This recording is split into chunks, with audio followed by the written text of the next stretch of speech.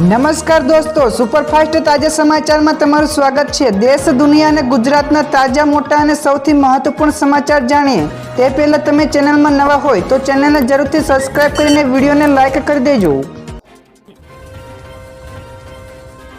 સૌથી પહેલા દોસ્તો આપણે વાત કરીએ તો ગુજરાતમાં ગરમીનો પારો ચઢશે તો રાજ્યમાં પવનોની દિશા બદલાતા આજથી ગરમીનું જોર વધી શકે છે। તેમજ હવામાન વિભાગની આગાહી અનુસાર તાપમાનમાં 2 થી લઈને 3 ડિગ્રીનો વધારો થવાની શક્યતા છે।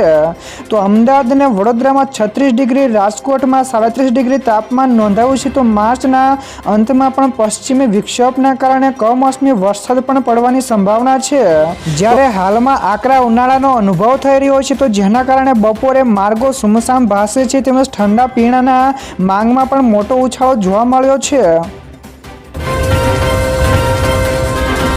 તો દોસ્તો બીજા સૌથી મોટા સમાચાર સામે આવ્યા છે। મુખ્યમંત્રીએ યુસીસી બિલ ગૃહમાં રજૂ કર્યું। જ્યાં દોસ્તો ગુજરાત વિધાનસભામાં મુખ્યમંત્રી ભૂપેન્દ્ર પટેલે સમાન નાગરિક સંહિતા એટલે કે યુસીસી બિલ રજૂ કર્યું છે। તો બિલ રજૂ કરતી વખતે વિપક્ષના ધારાસભ્ય રમણલાલ વોરાને સંબોધીને મુખ્યમંત્રીએ તલાક અને હલાલા જેવી પ્રથાઓ અંગે પણ ટિપ્પણીઓ કરી હતી। તો અધ્યક્ષે તેમને સીધું સંબોધન કરવા સૂચનાઓ પણ આપી હતી। તો આ સાથે જ યુસીસી બિલ લાગુ કરનાર ગુજરાત ઉત્તરાખંડ બાદ બીજું રાજ્ય પણ બન્યું છે।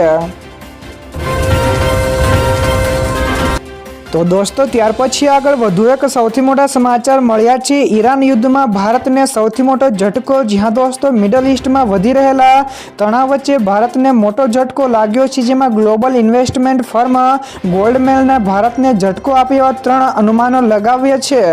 તો તેમના જણાવ્યા અનુસાર ભારતની આર્થિક ગ્રોથ રેટનું અનુમાન 7 થી લઈને ઘટાડીને 5.9 કર્યું છે। તેની સાથે જ 2026માં ભારતમાં મોંઘવારીના દરોનો પણ અનુમાન 3.9% થી વધારીને 6% કર્યો છે।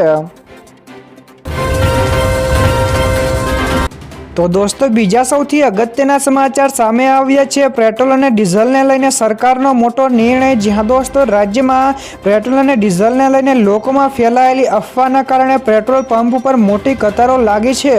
તો તેવામાં સરકારે પરિપત્ર કરીને સંગ્રહખોર કરનાર સામે લાલ આંખ કરી છે। તેમજ પરિપત્રમાં કહેવાયું છે કે હવેથી પેટ્રોલ કે ડીઝલ લેવા કોઈપણ પ્રકારના ડબ્બા, બોટલ કે બેરલ નહીં ચાલે।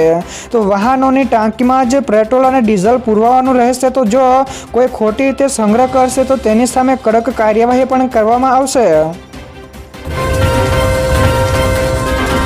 ત્યાર પછી દોસ્તો આગળ વધુ એક સૌથી અગત્યના સમાચાર મળ્યા છે। ભારત 41 જેટલા દેશોમાંથી ઉર્જાની આયાત કરે છે। જ્યાં દોસ્તો વડાપ્રધાન નરેન્દ્ર મોદીએ કહ્યું કે પહેલા ભારત 27 જેટલા દેશોમાંથી ઉર્જાની આયાત કરતું હતું, જ્યારે આજે 41 દેશોમાંથી આયાત થાય છે।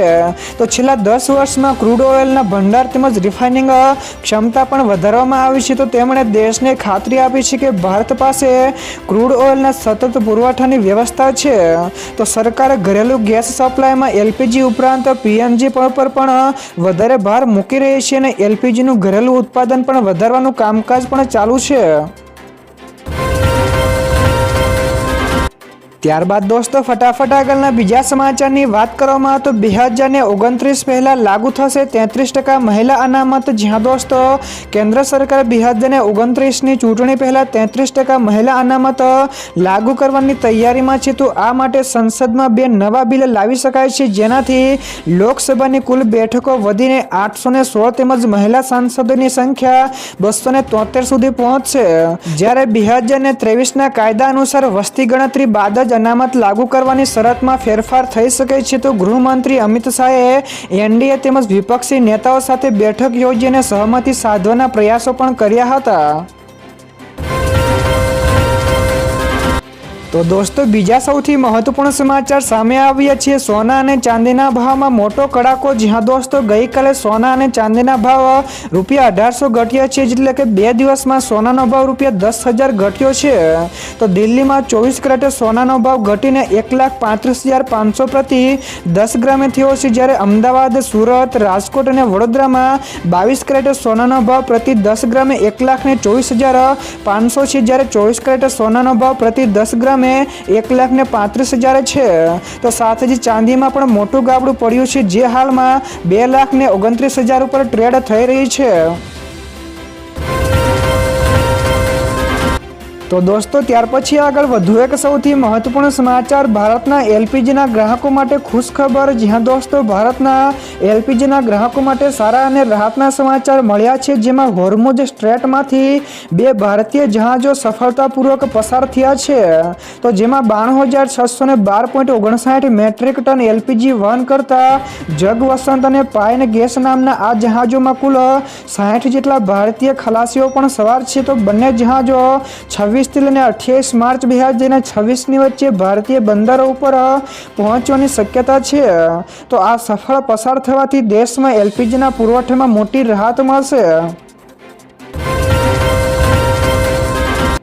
ત્યાર પછી દોસ્તો આ સિવાયના બીજા સમાચારની ઝડપથી વાત કરવામાં આવે તો સ્થાનિક સ્વરાજ્યની ચૂંટણીમાં મતદારોની યાદી જાહેર થઈ છે। જી હા દોસ્તો, ગુજરાતમાં સ્થાનિક સ્વરાજ્યની ચૂંટણીની તૈયારીઓ તેજ બની છે, જેમાં રાજ્ય ચૂંટણી પંચે 15 જેટલી મહાનગરપાલિકા, 84 નગરપાલિકા અને પંચાયતો માટે પ્રાથમિક મતદાર યાદી જાહેર કરી છે।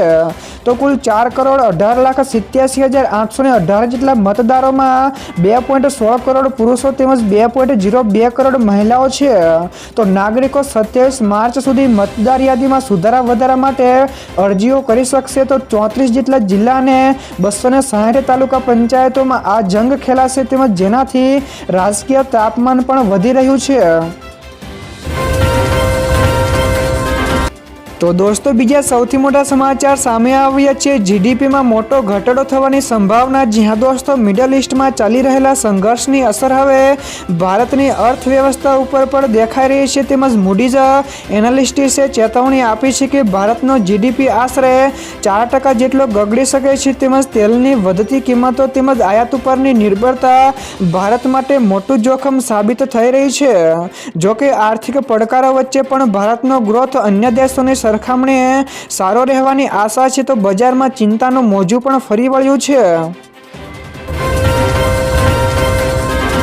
તો દોસ્તો ત્યાર પછી આગળ વધુ એક સૌથી મોટા સમાચાર મળ્યા છે। પેટ્રોલ અને ડીઝલ મોંઘું થશે। જી હા દોસ્તો, વૈશ્વિક ઉર્જા સંકટને લઈને અમેરિકાએ ઈરાની તેલ ઉપરના પ્રતિબંધને 1 મહિના માટે હટાવ્યા છે। તો આ વચ્ચે ઈરાન ભારતને કાચું તેલ આપવા માટે તૈયાર થયું છે, પરંતુ ઈરાને તેના માટે કેટલીક શરતો પણ રાખી છે। તો જેમાં કાચા તેલના રેટમાં 6 થી લઈને $8 પ્રતિ બેરલ પ્રીમિયમ ચાર્જ પણ ચૂકવવો પડશે, જેની ચૂકવણી જહાજ પહોંચ્યાના 7 દિવસની અંદર ડોલરમાં કરવી પડશે। જોકે ભારતીય કંપનીઓએ રૂપિયામાં ચૂકવણી કરવાની વાત કરી છે, જેનાથી ભાવમાં ફેરફાર પણ થશે। તો દોસ્તો બીજા સૌથી અગત્યના સમાચાર સામે આવ્યા છે। દક્ષિણ પ્રશાંત મહાસાગરમાં પ્રચંડ ભૂકંપ। જ્યાં દોસ્તો દક્ષિણ પ્રશાંત મહાસાગરમાં ટાર્ગો દ્વીપ સમૂહ પાસે 7.6ની તીવ્રતાનો પ્રચંડ ભૂકંપ આવ્યો હતો। તો આ ભૂકંપે આખા દરિયાને ફંગોળી દીધા છે। તો આયાદ ટાઈમ્સ ઓફ ઇન્ડિયા, સંયુક્ત રાજ્ય, USGS અને આંતરરાષ્ટ્રીય અહેવાલો અનુસાર આ ભૂકંપ મંગળવારે સ્થાનીય સમય 4 એટલે કે 4:30 વાગ્યાની આસપાસ આવ્યો હતો। તો ભૂકંપનું કેન્દ્ર ટાંગોના વાવાઉ દ્વીપ સમૂહથી લગભગ 153 કિલોમીટર પશ્ચિમમાં હતું। ત્યાર પછી દોસ્તો આગળ વધુ એક સૌથી અગત્યના સમાચાર મળ્યા છે। લગ્નની નોંધણી ન કરાવનારને ₹10 થી લઈને 25,000નો દંડ થશે। જ્યાં દોસ્તો ગુજરાત કેબિનેટમાં 18 માર્ચે ચર્ચાયેલા સમાન નાગરિક સંહિતા એટલે કે UCCના ડ્રાફ્ટમાં મહત્વપૂર્ણ જોગવાઈઓ સામેલ કરવામાં આવી છે। તો નવી વ્યવસ્થા અનુસાર રાજ્યમાં થતા દરેક લગ્નની નોંધણી ફરજિયાત રહેશે, તેમજ નોંધણી ન કરાવનારને પણ ₹10,000 થી લઈને 25,000 સુધીનો દંડ પણ થઈ શકે છે। પરંતુ લગ્ન અમાન્ય પણ ગણાશે નહીં। તો UCC અમલ પહેલાના લગ્ન માટે પણ નોંધણીની વ્યવસ્થા કરવામાં આવી છે। ત્યારબાદ દોસ્તો ફટાફટ આગળના બીજા સમાચારની વાત કરવામાં આવે તો ભારતે કહ્યું હોર્મુઝ પાર કરાવવા માટે ઈરાન કોઈ ટોલ નથી લેતું। જી હા દોસ્તો, ભારતે સ્પષ્ટપણે કહ્યું છે કે હોર્મુઝ સ્ટ્રેટ પાર કરવા માટે ઈરાન કોઈ પણ ટોલ વસૂલતું નથી। તો બંદરો, શિપિંગ અને જળમાર્ગ મંત્રાલયના વિશેષ સચિવ રાજેશ કુમાર સિન્હાએ પણ જણાવ્યું છે કે હાલમાં 6 જેટલા LPG જહાજો રવાના થવા માટે તૈયાર છે। તો તેમણે એ સ્પષ્ટપણે કહ્યું છે કે ઈરાન હોર્મુઝ સ્ટ્રેટ પાર કરવા માટે કોઈ પણ પ્રકારનું ટોલ અથવા તો ફી વસૂલતું નથી।